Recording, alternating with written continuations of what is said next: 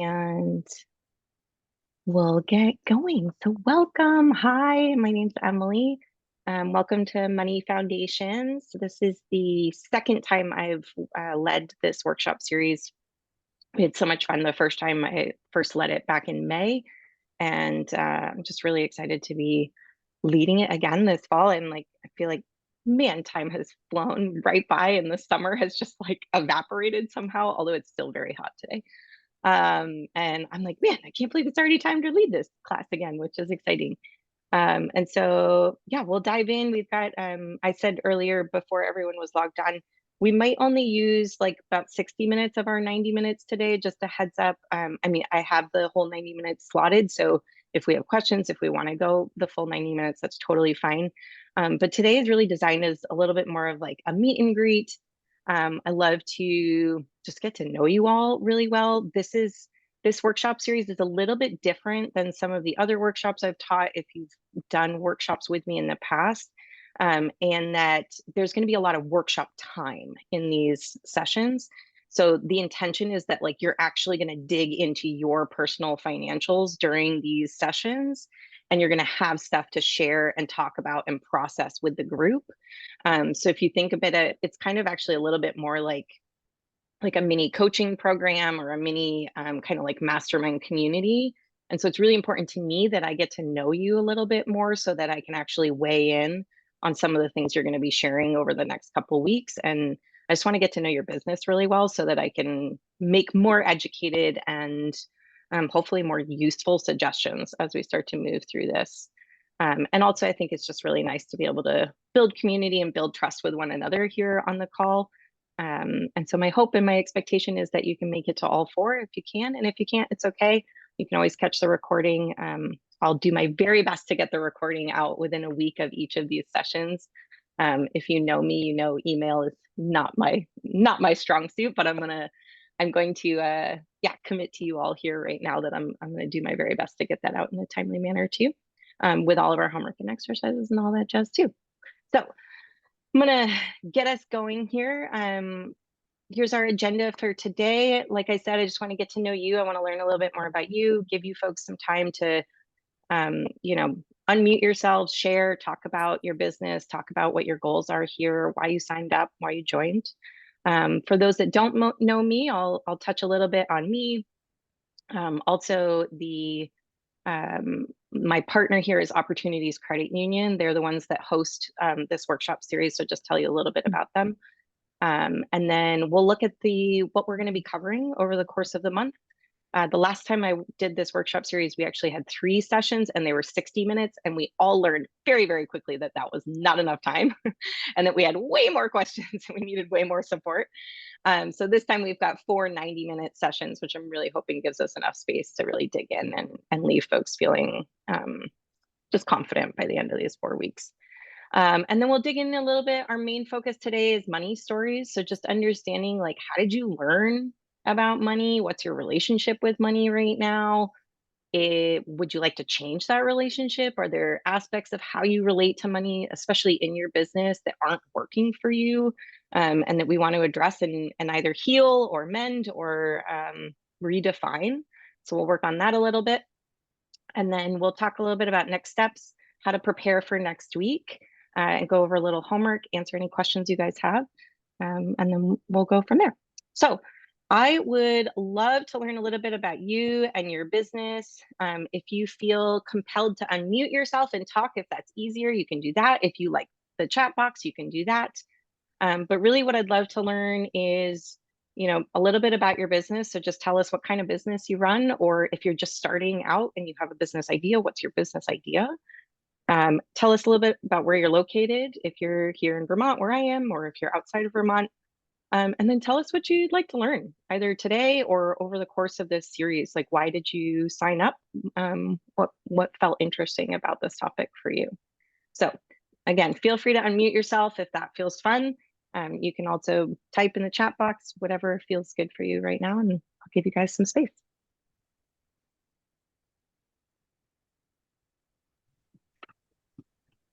Hi, Emily. Yeah. Hey, Alicia, go for it. Start us off. All right. Well, I can be shy, but I'll try and jump right in. Good. I love it. Can you see me okay? Because I'm on my phone. Okay. No, I can see you fine.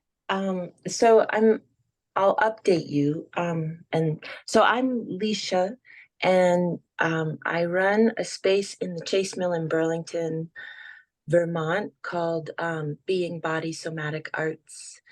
And and my pronouns are they, them. Thank you, Emily. Yeah. Um,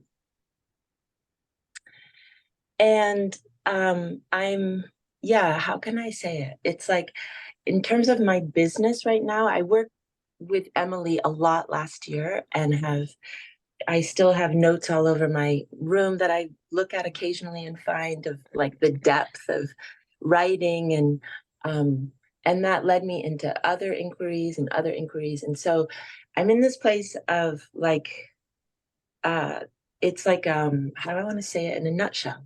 You know, it's a blossoming idea. Mm-hmm. The business itself is a blossoming idea in the culture.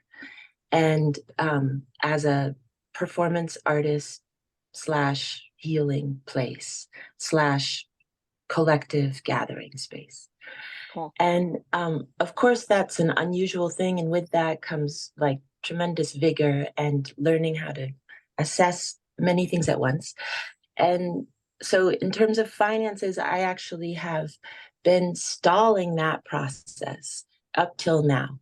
And so, I'm coming at a point where I'm still like taking risks and I have some handle um, of my finances. And I'm committed not only in this, but something else, another course this fall to say, okay, now I want to do this. And it's kind of like having the location, the real estate, having the infrastructure, not quite fully having my team together and having very little resources and just Mm-hmm. getting started with that part. So that's a summary of it. And I'm really excited to be here, to end up here today unexpectedly. I So love it. thank you. Awesome. Thanks for sharing, Leisha. Who's next?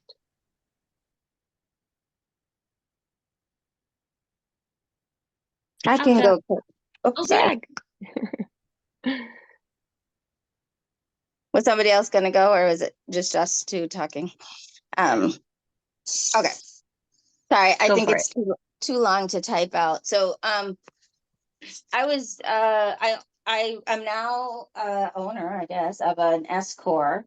Last Cool. year it was an LLC.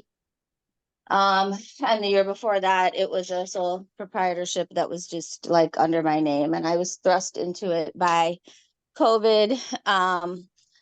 So I did eventually, I knew eventually I wanted to own my own business, but I was afraid of a lot of the things that many of us are afraid of. So so the thing is though, I think what I need to really, I mean, I got this like 5 minutes before it started. I was just very lucky that I looked and it was there in my email, and so I signed up. But Love and I it. do have to go at 9, so it's very fortuitous that it's only 60 minutes. But 9 my time. But anyway, so what happened was I was abused for like 30 years in the nonprofit industrial complex, and I was my dissertation topic, which everyone had been recruiting me for before. It wasn't finished yet. But they never actually did anything I said in my dissertation, and they, fired me repeatedly. So I've been on unemployment like 4 times in my life. Okay, so anyways, I during COVID, it was actually, I mean, I know, far too many people. I mean, any person who died from COVID was a crime, I think, actually. But for me personally, it was a blessing because there were some protections in place, and I could pause my mortgage and student loans and stuff like that. So the other thing that happened was that I live in Minneapolis, and between the uprising and COVID, there was increased attention to my expertise. And so I got spoiled 2020, 21, and 22. I had more contracts that I could take, and I was turning things away. I didn't do any advertising. I mean, none. Um, I mean, people would ask me to go in on proposals with them, and so then I would do that, but I didn't hardly actively pursue. I only actively pursued 2 things because they related to my dissertation, and I didn't get either of those. Anyway, so now, as you have all noticed, probably the tides are turning. People are not as interested in racial and economic and gender justice, and so I didn't get, over the last 3 years, I didn't get to put any infrastructure in place. I didn't, I feel like I'm starting over, basically. Like, I intentionally ended all my useless contracts to philanthropy, asking the same old questions over and over again. So I can survive for the next 6 months financially, but I don't have, I'm very data oriented. I'm very meticulous because it's part of my work, but I don't really know what I'm doing. So Yeah. Yeah. No, I can really relate to that of like, sometimes it can almost feel like we stumble upon success or like fall into success. And then we're just kind of like swept up by that wave and we're riding it and riding it until all of a sudden maybe the wave isn't there or the wave's not as strong or we're like, oh shit, I don't actually have a boat for this wave. Like, what am I doing here? And so like I can totally understand that feeling of like, wait, hold on. If I want this to be sustainable, if I want to keep riding this wave, I need to like figure out my boat. I need to figure out the structure in which I'm sailing in, right? To kind of use your metaphor. That totally makes sense. Yeah, thanks so much for sharing, Vidya. I appreciate it. Yeah, and I love this like fortuitousness of people like, I found out 5 minutes ago and here I am. Let's go. I love that. It's great to just kind of grasp things and run with it. We have a couple of folks in the chat here. Welcome, Anna. Anna's you run a business that has multiple potential tracks of income. It's new, so you're not yet financially independent and sustainable. Anna and I have been working together on marketing and strategy. And so income potential comes from an online course for parents, and then one-on-one coaching, and then healing sessions, workshops. Yeah, awesome. And I'd love to see too in the chat, if you don't mind, what it is you're excited to learn over these next 4 weeks. And then Tess, this is so awesome. There's another Anna that I work with who is also a politicized somatics coach. And I'm like, you know this person? Her name's Anna Lemler, and she's a client of mine and oh, awesome. Okay, cool. I was like, this feels way too aligned to not know each other. That's awesome. Great. I'm so glad you're here. Welcome. You said you look forward to gaining some knowledge and skills out of this course. And in the past, you felt like you've had a fairly avoidant relationship with money and have more choice and autonomy around making financial decisions. You want to have more choice. Yeah, totally. I love that. Thanks so much for just touching on that avoidant relationship. I don't know about anyone else in the group, but like that has definitely been my history with money in the past. We touched on this a little bit in the first time I ran this course, and I was like, just to be clear, I have no financial background whatsoever, and I also have a tenuous relationship with money, also have avoidant relationships towards money, kind of a little bit of that like ostrich head in the sand vibe when it came to money in my business of like, well, I don't know, money seems to be coming in. Hopefully it's enough. And like, hopefully that just works out, but I'm not actually going to look at it or like plan this through at all. And sometimes it did work out and sometimes it didn't. Right. And I like to say for all my clients, like, if you're in business long enough, like shit will hit the fan eventually. And so I think if we can just know that ahead of time, like eventually something's going to go wrong. Eventually something's going to get messed up.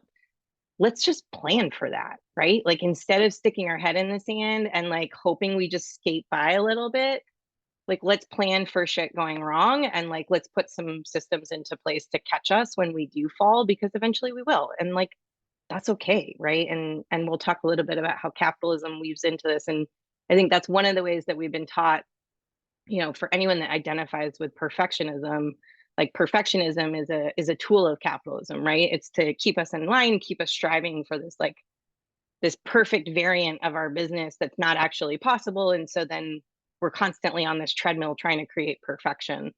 And I think if we can instead step back and be like, my business is never going to be perfect. There's always going to be some spots that need some work. How do I want to handle that? How do I want to just like be in that space with my business imperfectly? We're going to be a lot better off.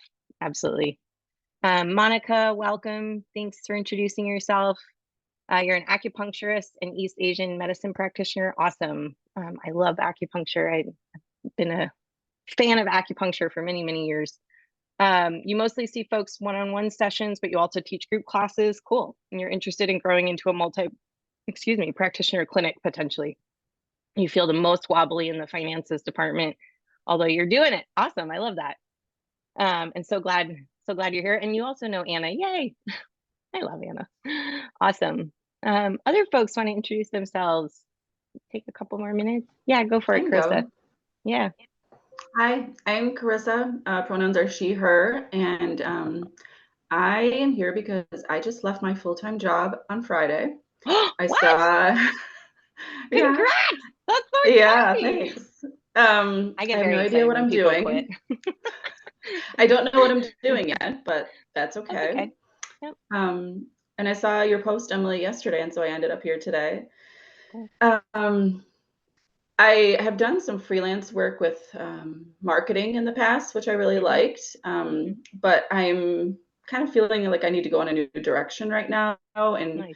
I'm focusing kind of on like the wellness space, and I was trained in Reiki recently, and I'm looking into somatics, so I'm really excited about all the different people that are here today. Cool. So just in the beginning stages of building a business, I think, and the money piece for me is the limiting beliefs I have around money. I think like I know the possibility that is there to run my own business, and the money, I feel like I have like a stopping point of how much money I think I could earn, but it should be more. It's just like it's worked into the whole 9-to-5 salary kind of thing, and it doesn't have to be like that. And I'm excited to explore that and open that up a bit more. Oh, I love that. Thanks, Krista. Yeah, thanks for sharing. The like, how much can I possibly earn as a entrepreneur is like a fascinating question. And I think especially when we get into like, I know I can at least speak for myself in like the coaching industry. There's just like, there's no regulation, there's no like norm, there's just like these like widely varying price bands that people fall into. And it can often, I have a workshop coming up on how to price your services. And it's just such like it can be such a stressful space because due to capitalism, we're then like forced to attach whatever we're charging to our self-worth, which is like such utter bullshit. And like, if we were actually to price out your self-worth, Carissa, like it would be an infinite amount of money, right? Like there is no dollar amount to ascribe to your self-worth. And so, but then we're forced to like, because we need to get our needs met, right? Like housing and food and all these things, we have to find some dollar amount to ascribe to our work.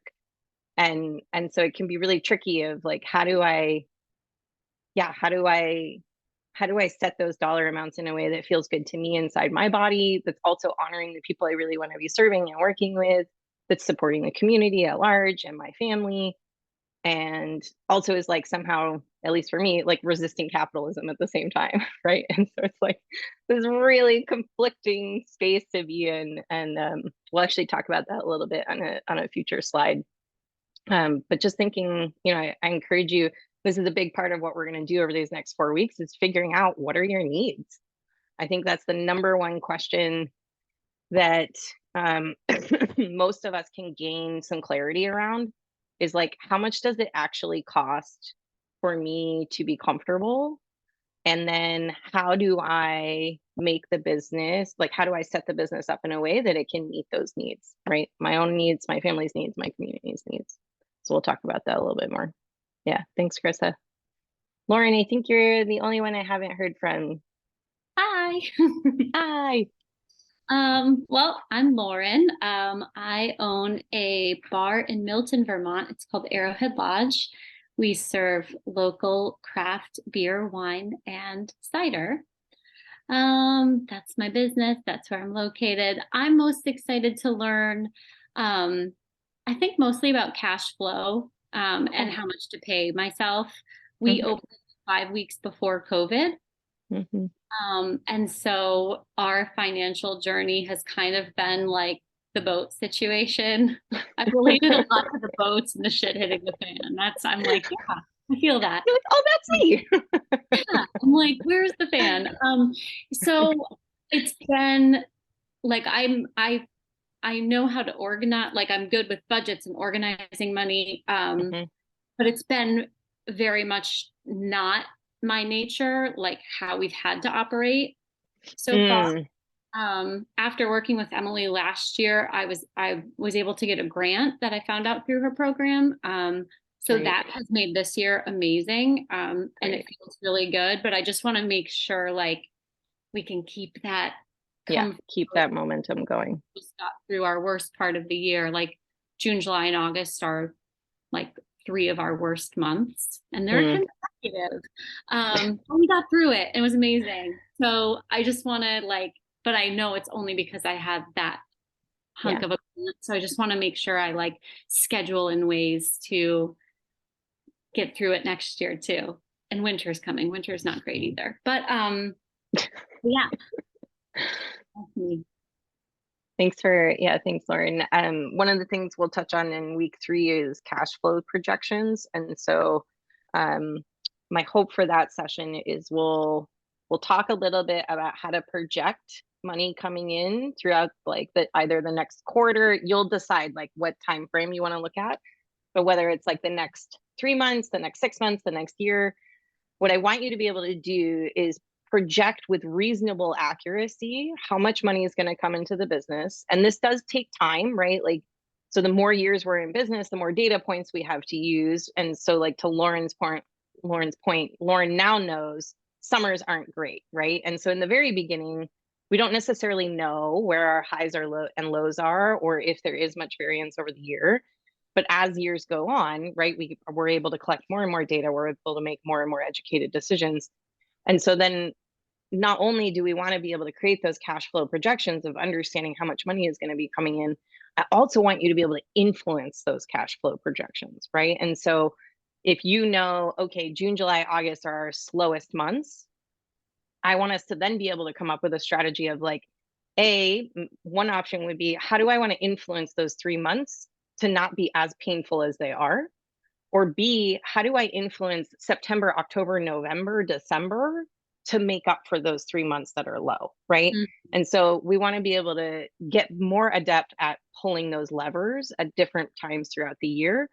And again, it's just this awareness, this understanding of knowing where the money is, when it comes in, when it goes out, and then being able to kind of influence some of those numbers as well. Yeah, cool. Thanks for sharing, Lauren.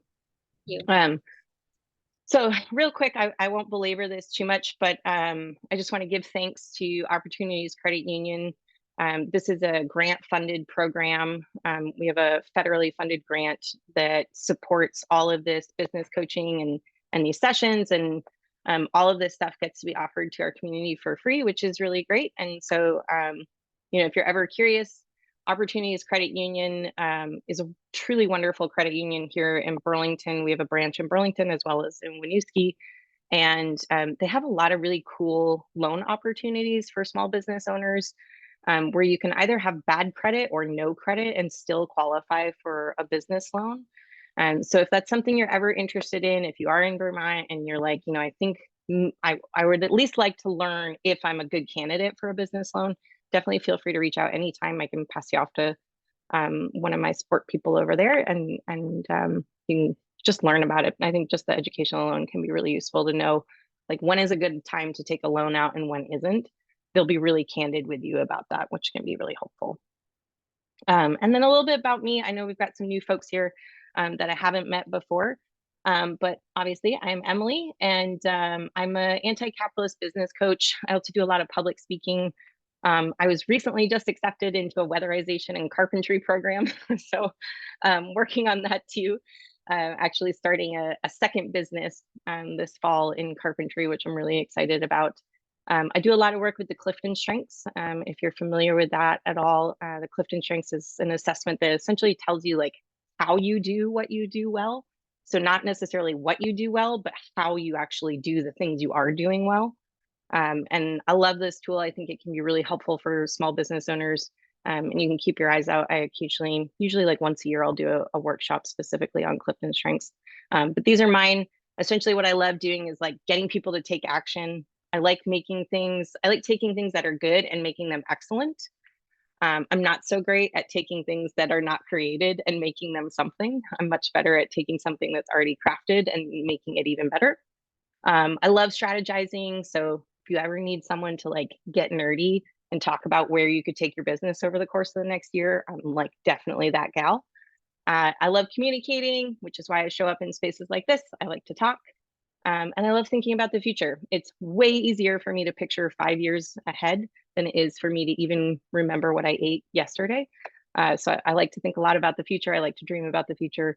And so all of that comes into play and helps me do the work that I do here.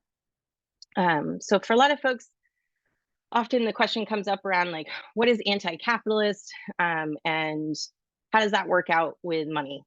Like, can you be an anti-capitalist and also make money? Can you be an anti-capitalist and can you also have a business? And so, you know, I like to be really clear that being an anti-capitalist is not about not earning money. It's not about being uncomfortable. It's not about you know, being a martyr or not having anything nice in your life. It's really about being against exploitation, right? And so that's exploitation of workers and that's exploitation of our environment, but it's also exploitation of ourselves. And that's what I see for a lot of folks as solopreneurs and as small business owners. Y'all have huge hearts. You have really strong missions. You're out there doing wonderful, wonderful work. And sometimes that wonderful work comes at the cost of your own health, whether that's your physical health or your mental health or the health of your relationships. And so often the work that I'm doing with small business owners is helping you stop exploiting yourself and figure out how to create a more balanced business plan that's really honoring you as a whole human and meeting all of your needs, not just financial needs or not just kind of like vanity metric or superficial needs. Any questions about that? Thoughts? Does that make sense? I always like to just kind of put that there in case anyone's like, I don't know what the hell this woman's talking about. Why is she talking about capitalism so much? Which is okay. We can always get into that. Okay, so what I'd like to start us off with in terms of kind of like thought-provoking ideas for the next 4 weeks are these 4 questions. Thanks, Laisha. I love it too. So I really encourage you either like take a screenshot of this, take a picture with your phone, write them down. But these are the things I want you to be thinking of, not only in these 4 weeks that we're talking about money, but also every time you're thinking about like, where do I want to go next with my business? What do I want to do next?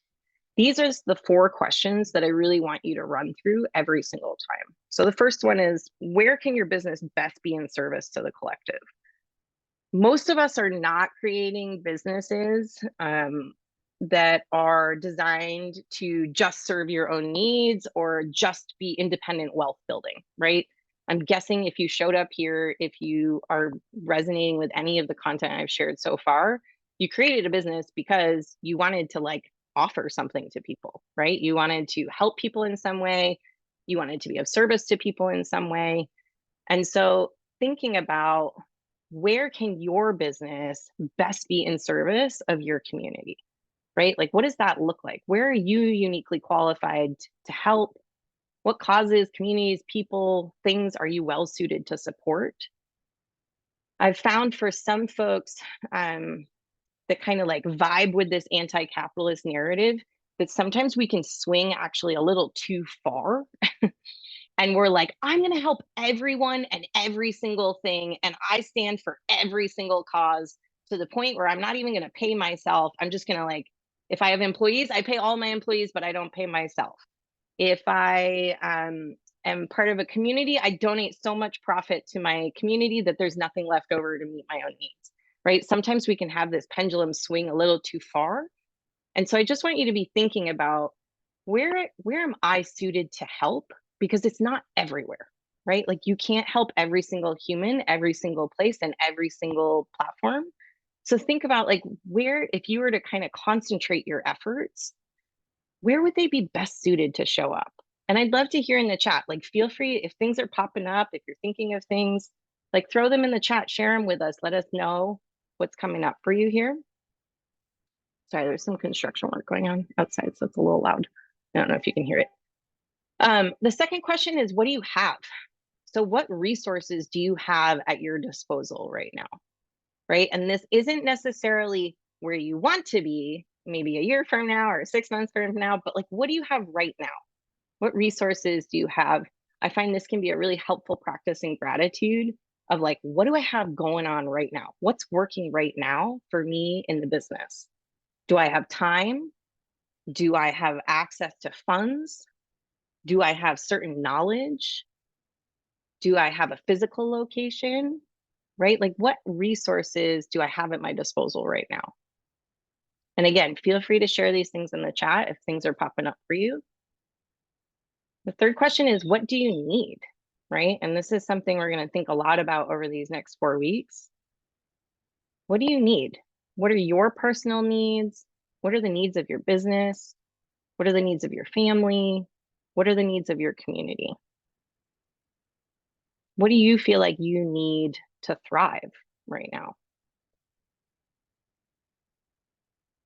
And then the last question is, what is my business set up to do this year? This is a really important one. And it's super important, I think, sometimes for people like me who are very futuristic. And I start to dream up this amazing future of what my business could do and what needs it could meet. And I need that reality check of coming back to right now, to present day. What am I best set up to do this year? Right? It's cool and it's awesome to have these dreams of where we want to go. And also, I need to know, what am I capable of doing right now versus what am I not capable of doing right now? Or maybe ever. And that's okay. Right? Because sometimes if I can release a dream of what I want my business to be capable of doing, someone else can pick that up, right? Someone else can be capable of that. I don't have to, right? This is where we're refusing individualism. It's not just me. I'm not the most important thing. My business isn't the only business that serves needs. There are other folks out there that can pick those needs up too. So what am I capable of doing right now? What is my business set up to do right now? Any thoughts, any reflections, things that came up listening to those? I love the right now situation. I'm also very futuristic. It's one of my top 5. And I had a baby 12 weeks ago. So he's here. I forgot. Oh my gosh. Congratulations. Thank you. Little Boba.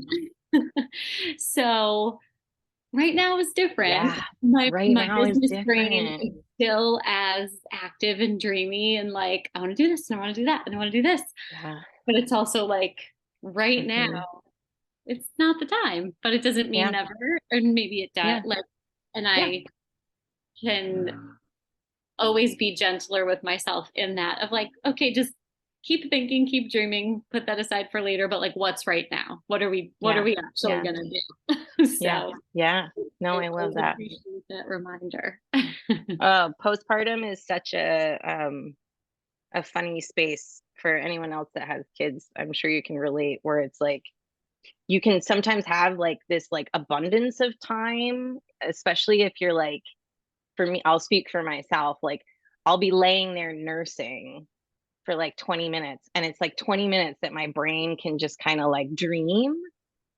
And I like sometimes forget, like, oh no, like my main job right now, what I'm set up to do right now is keep this tiny human alive. Like, no, I'm not doing that shit over there right now. Right. But it's like, but that is my brain. And so also honoring, like giving myself space to imagine and dream and think all these beautiful things. And like, that's so cool. And that's such a gift I have. And also right now, this is what I'm doing, right? This is what I'm set up for. Yeah. Yep. Mhm.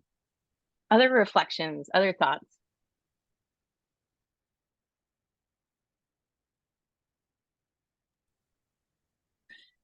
I have a thought that is kind of forming in my head.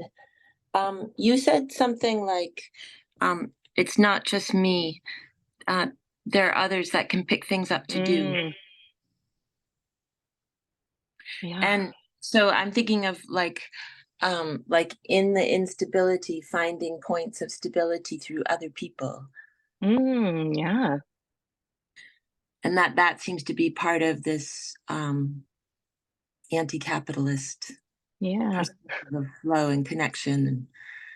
And so as I'm thinking of that question, what do you need? It becomes something that's communal in what other people need. Mhm. Mm, I love that.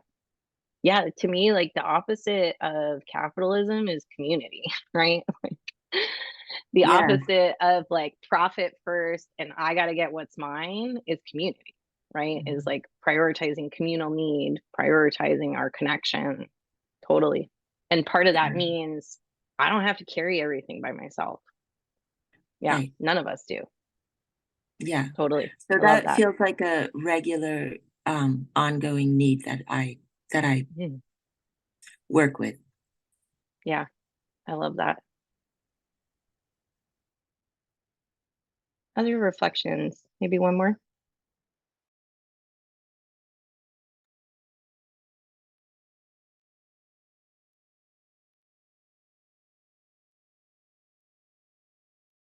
Yeah, Carissa, I have all the time. Yeah, right. Exactly. So it's exciting, but it's almost scary that I have so much possibility of directions to go, trying to lean into my personal experiences to move forward. Yeah, Carissa, I remember quitting a job and being like, oh, wow, I have an abundance of time. And sometimes too much of something can also feel like oddly paralyzing in the same way as not having enough of something.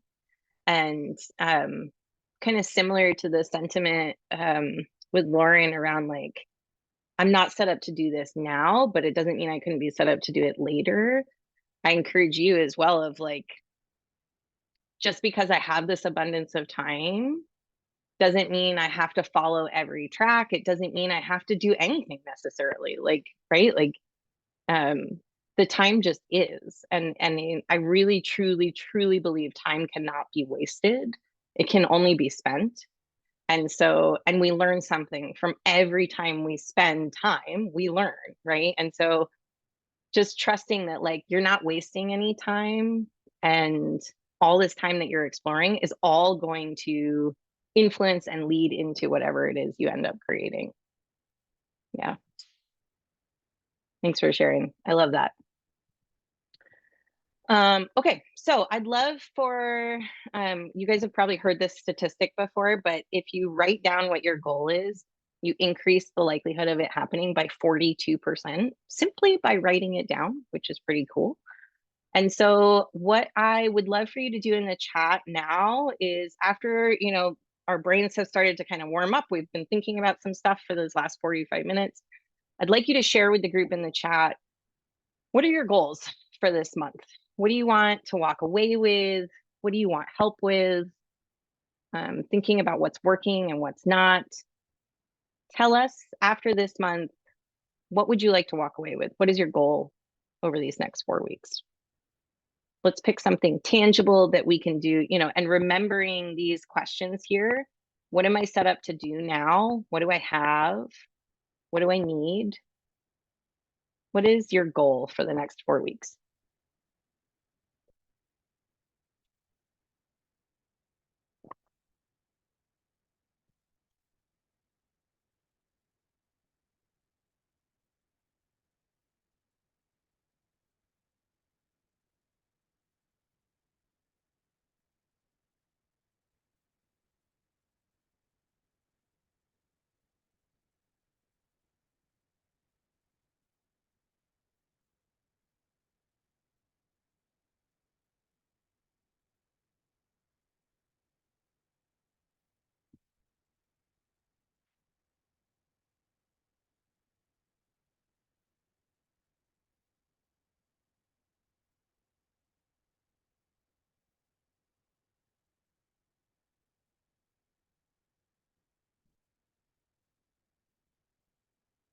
Thank you. We're typing up some beefy goals, I can tell.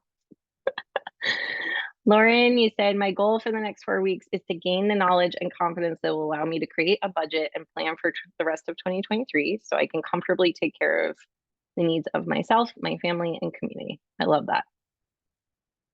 Specific and actionable. Oh, you meant 2024. I was like, maybe it was the rest of 2023. Vidya, you said, I would like to draft a plan for how to attend to my finances regularly, a roadmap. I love that. Vidya, you're going to like our homework for today.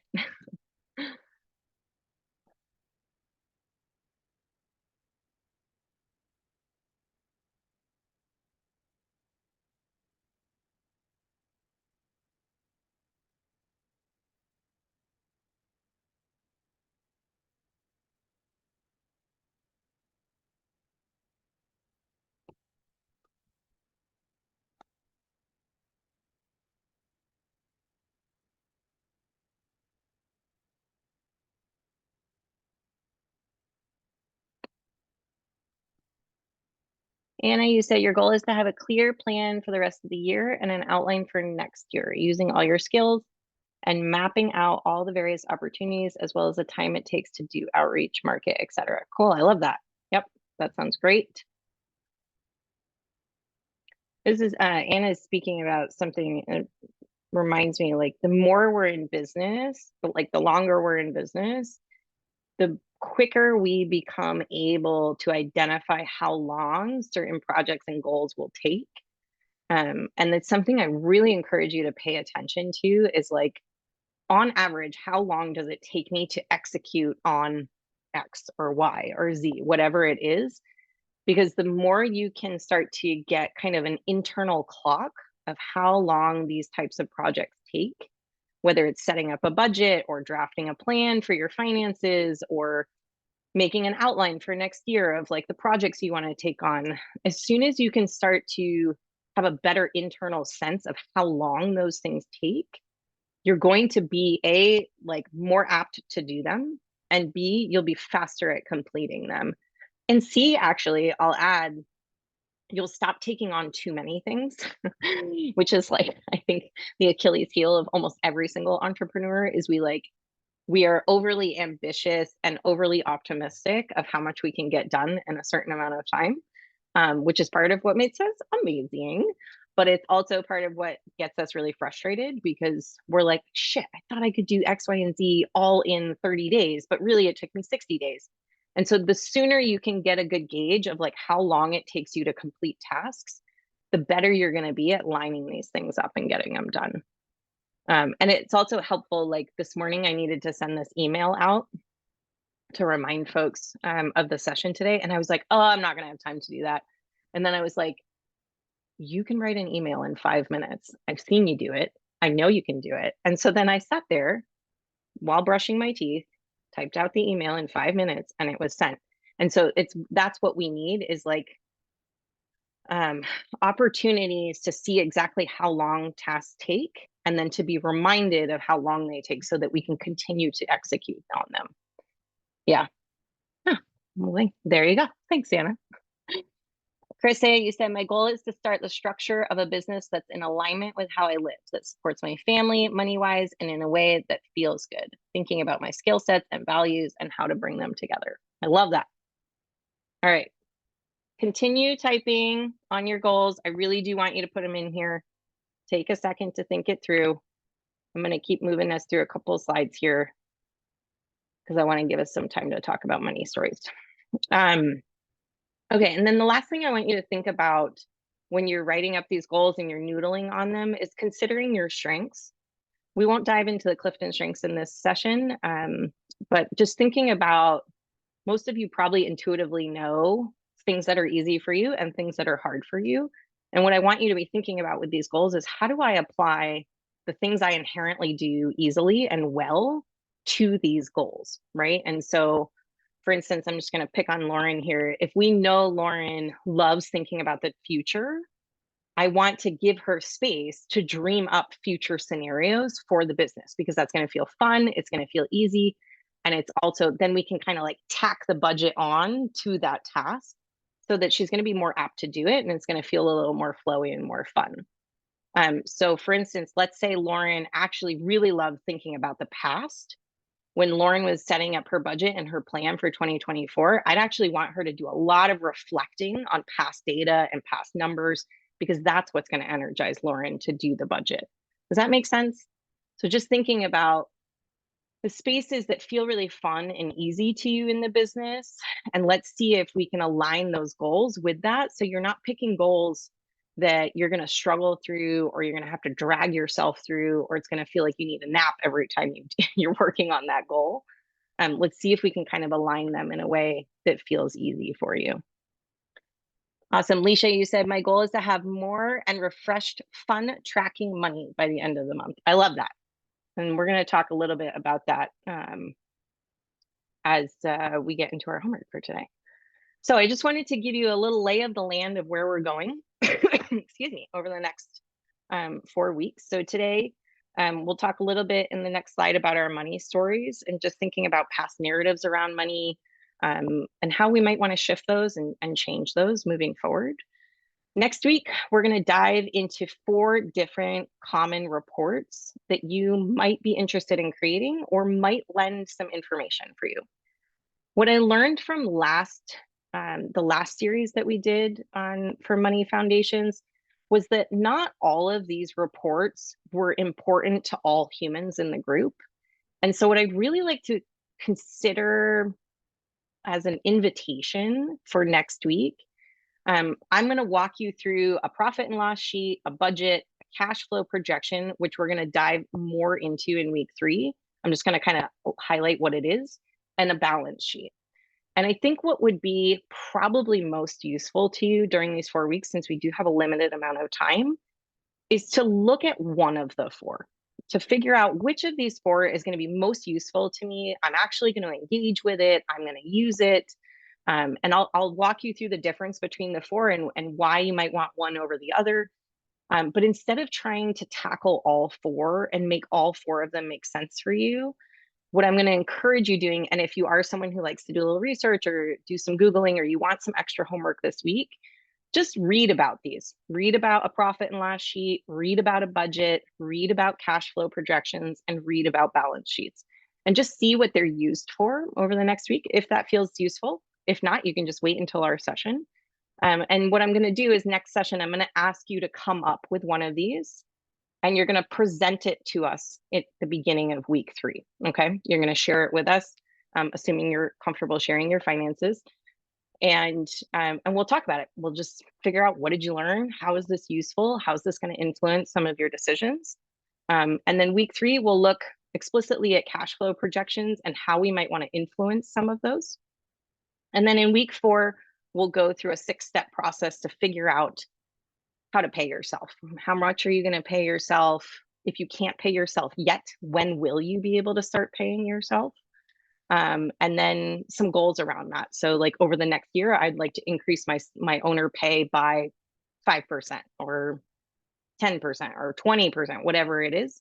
And we'll leave that session feeling like you have a good understanding of how to pay yourself. Any question around these 4 weeks? This makes sense? Cool. Okay. Tess, I just wanted to highlight your goal. You said your goal is to sit with the 4 questions, particularly what do I have and what do I need? A goal to gain more clarity of the container I want to build, what my yeses and nos need to be. I love that, Tess. That sounds perfect and very helpful. Okay, so the last thing I'd like to do before we wrap up today, we are going to go a little bit over here, the 60-minute. I wasn't quite sure if we'd need all our time, but it looks like we'll probably use it. Is I'd like to talk a little bit about money and lived experiences. So we are obviously all not entering this conversation of money from the same place, and that's totally okay. And I really want to emphasize that this container is designed to be for folks at all levels of comfort or discomfort with finances and money. And that, like, I make space for myself too there in that, right? We're all coming to this table most likely with some discomfort around money. And so I wanted to hear from you guys. You can type in the chat box if it feels fun. You can unmute yourself and tell a story. but what were you explicitly and implicitly taught about money as you, like, as a child, as a teenager, as a young adult, as a middle-aged adult? What are some of like the specific stories or sentences that you remember people saying about money?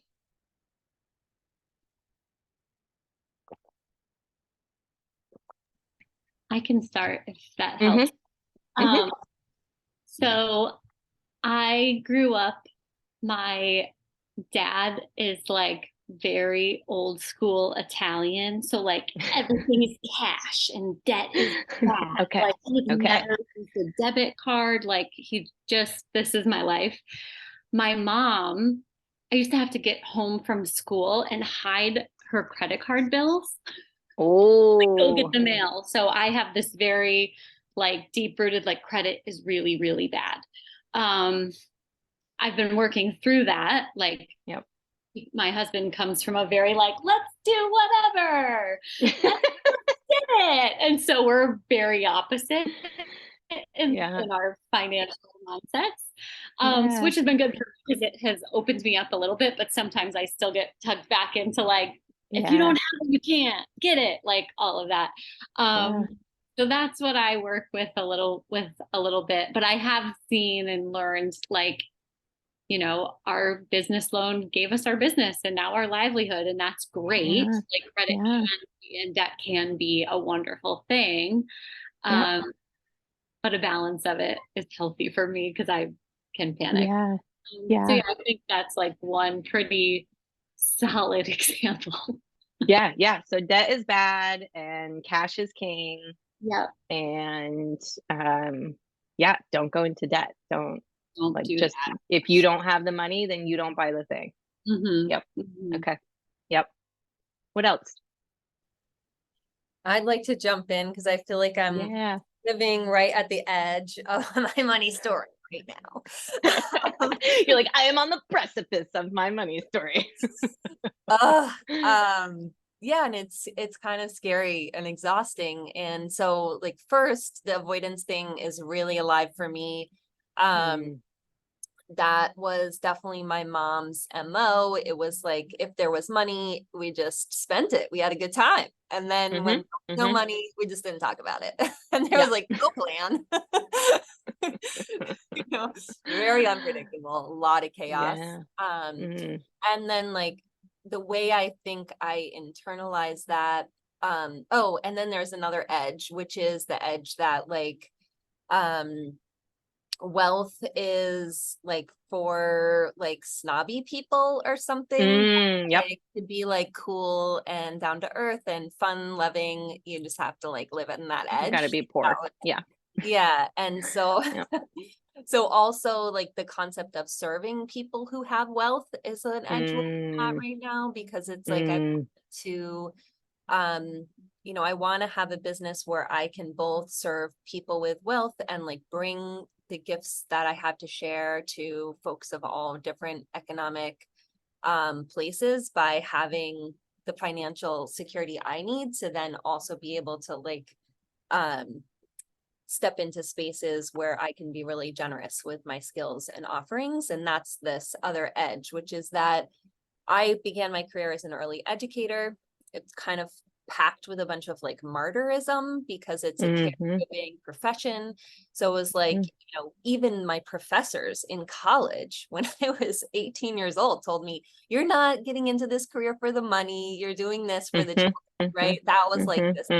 That's the narrative. Yeah. Yeah, that's the narrative. And I loved my work, like working in, you know, I started my own preschool in, you know, low income area of my city, and like I loved serving the families there and the children there.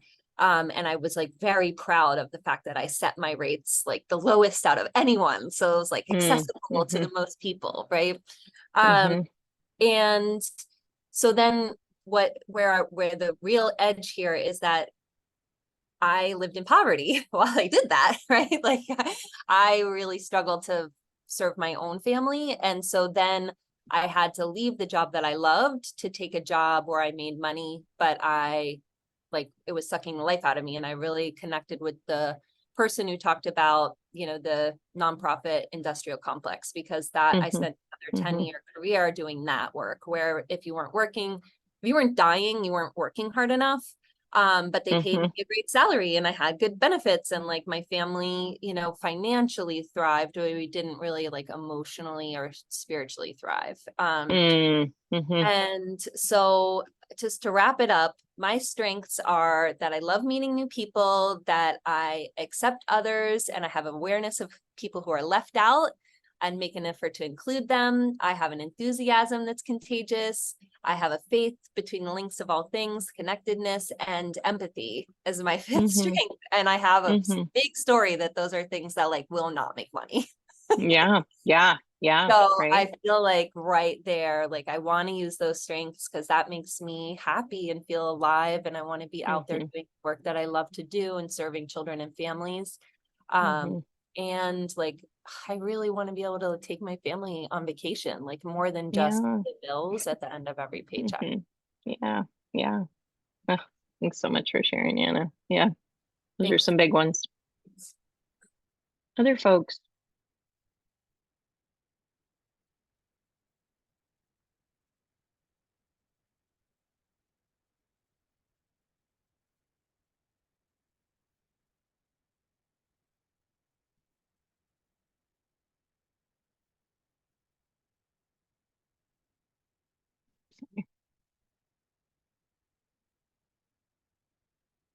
I can share one. My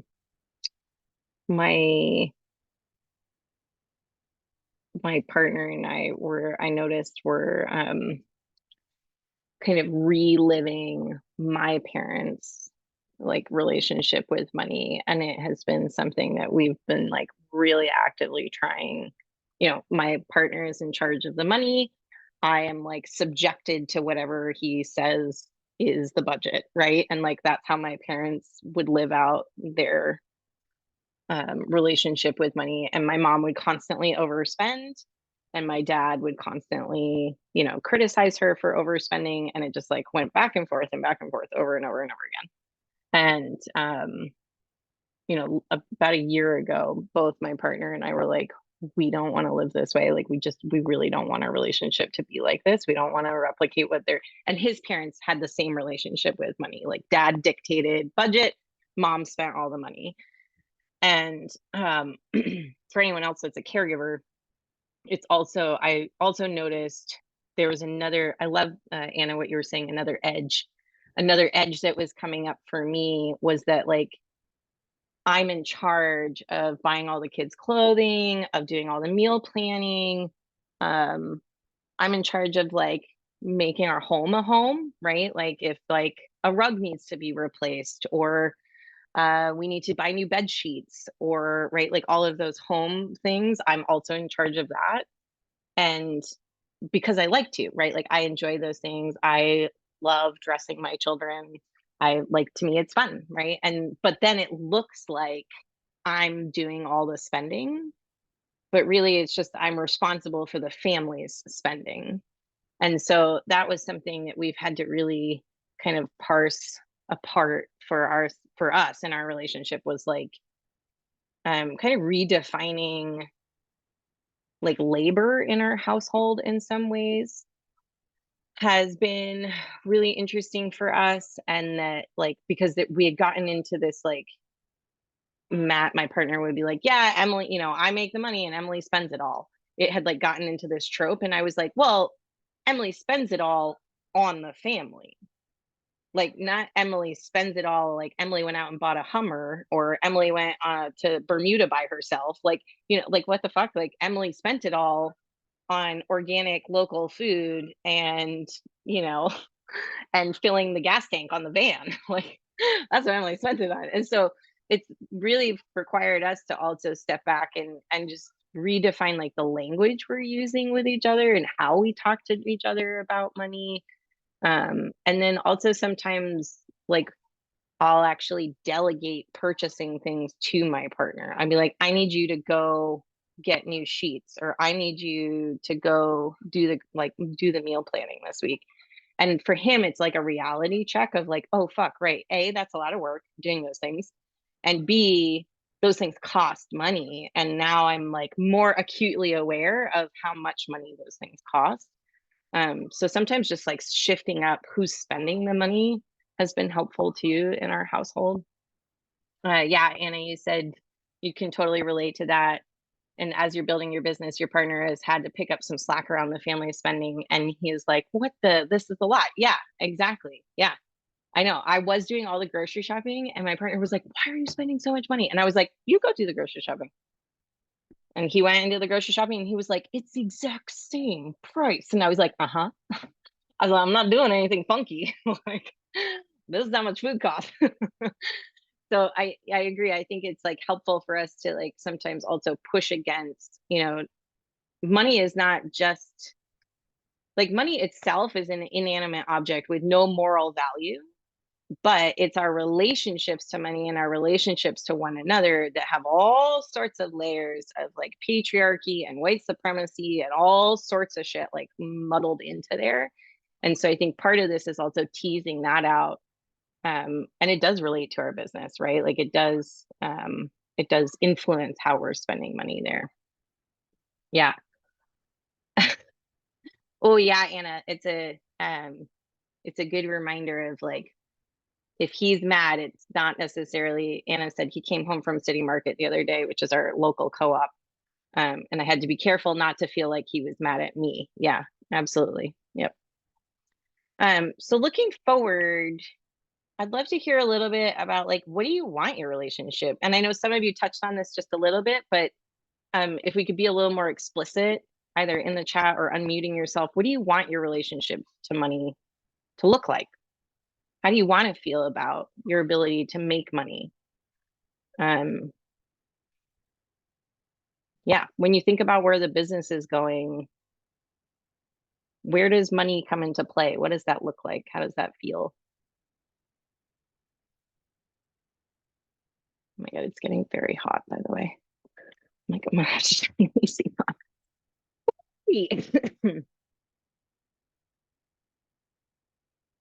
I also see that one of my chickens has escaped and is running around the yard. Bunch of maniacs.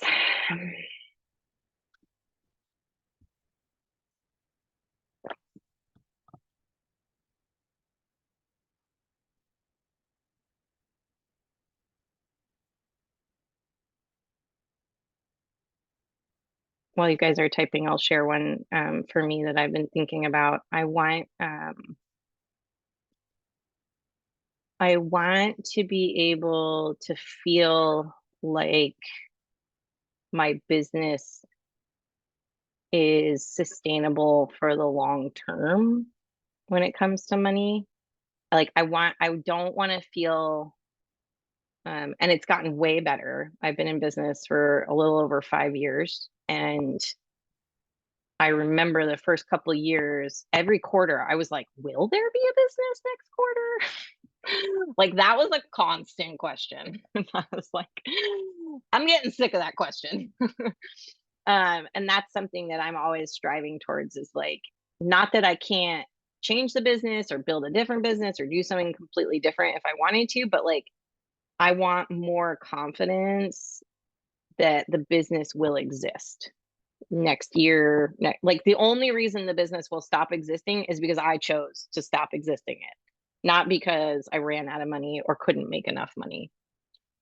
Anna, you said, I want to feel good doing what I love while also making enough to care for my family, community, and a little extra. Yeah, absolutely. Anna, I'm just curious, do you know how much money that is?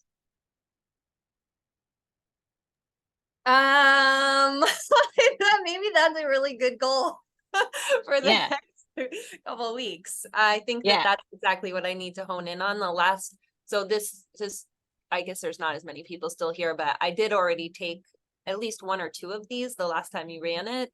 And Yeah. I think I ran the cash flow projections at like, oh, it's a baby. I was like, it's a baby. Sorry, he was watching the replay. We just care about the baby. So yeah, I did the cash flow projections the last time at like the place where like I'm going paycheck to paycheck, like what would it cost just to scrape by Yep. and like pay the current bills that I have? So I'd love to be able to like just blow that up a little bit and like get a real number, Yeah. that Yeah. I have no idea. Like I'm a little scared. Would I be Yeah, greedy totally. asking that number or something? Totally. And I think a lot of this, there was a slide that I skipped over that said, get comfortable with the uncomfortable. Is the sooner you can get a clear number of what it costs to like, I hate this phrase, but what it costs to live, right? First of all, it shouldn't cost anything to live, but it does.